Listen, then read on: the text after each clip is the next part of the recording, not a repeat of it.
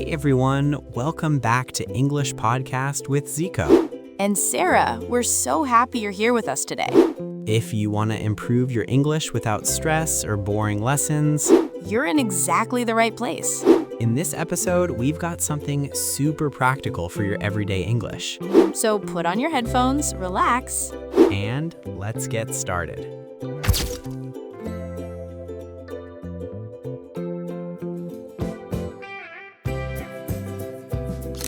Today, we're diving into a tricky little structure, something I get asked about all the time. Would have plus the past participle. Like would have gone, would have seen.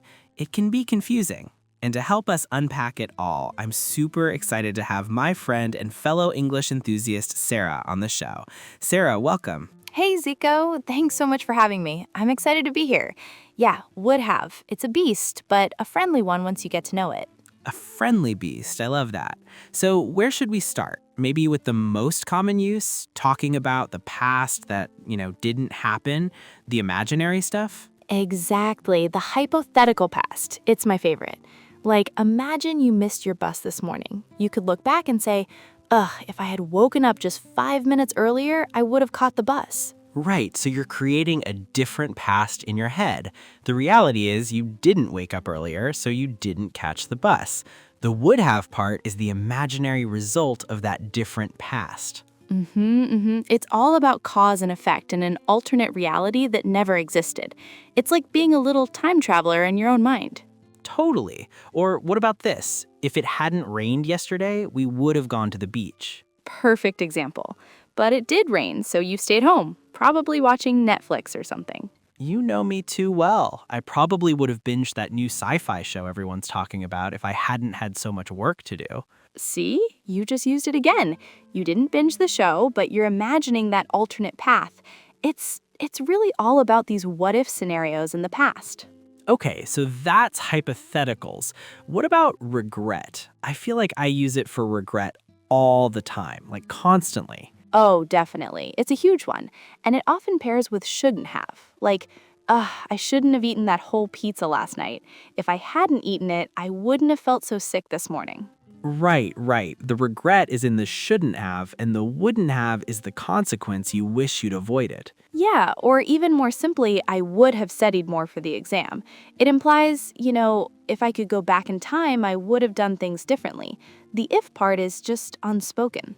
Okay, so the context makes it clear. If you failed a test and you say, I would have studied more, everyone understands you're expressing regret about not studying enough. Exactly. You don't need to spell it all out. Or what about this one? I would have called you, but my phone died.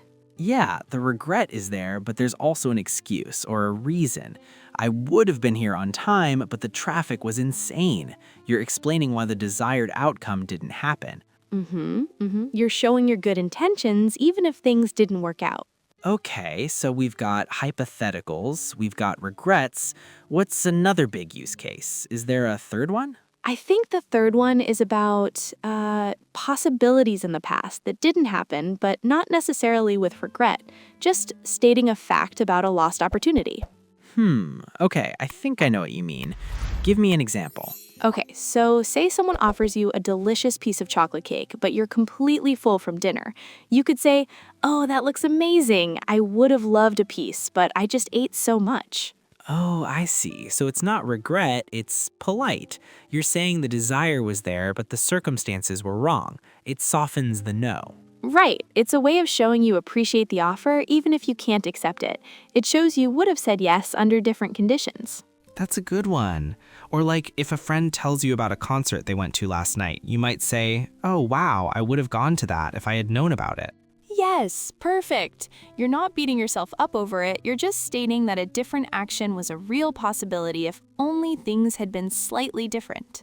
So it's more about missed opportunities maybe, but in a less heavy way than regret? A less heavy way. That's a great way to put it. It's about what could have been versus what you wish had been. Okay, one last but very important thing, pronunciation. In real, fast, natural conversation, nobody really says would have, do they? It gets kind of smushed together. Totally smushed. You almost never hear the full phrase. It becomes would've. So, I would've called you. Or even more informally, it can sound like woulda. Yeah, woulda, like I woulda called. She woulda known. Exactly. If I'd known, I woulda come. Listening for that would've or woulda is so key to understanding native speakers when they're talking at a normal pace. It's so important because if you're only listening for the full, perfectly pronounced would have, you might miss it completely. You definitely would have missed it. See, I just did it right there. It just slips out naturally. You did, but that brings up a really important point. I can already hear a question that our listeners might have. What about could have and should have? They sound so similar. How do we keep them straight?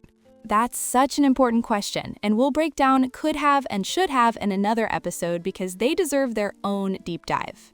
So just to recap for everyone listening, use would have for imaginary past situations, for expressing regrets, and for talking about possibilities that just didn't pan out. Oh, that is the million-dollar question, isn't it? They are the tricky triplets of English grammar. It's all about the subtle difference in meaning. Let's break it down. We've established would have is about an imaginary result, right? If I had known, I would have come.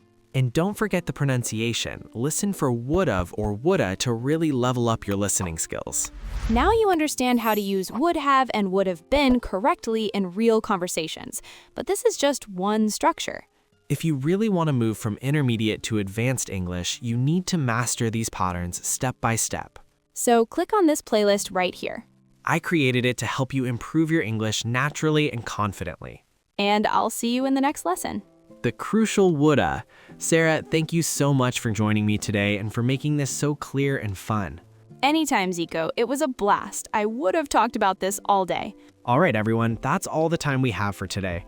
You can find all the show notes and a full transcript of this episode on our website, englishwithzico.com. Don't forget to subscribe wherever you get your podcasts. Until next time, keep learning.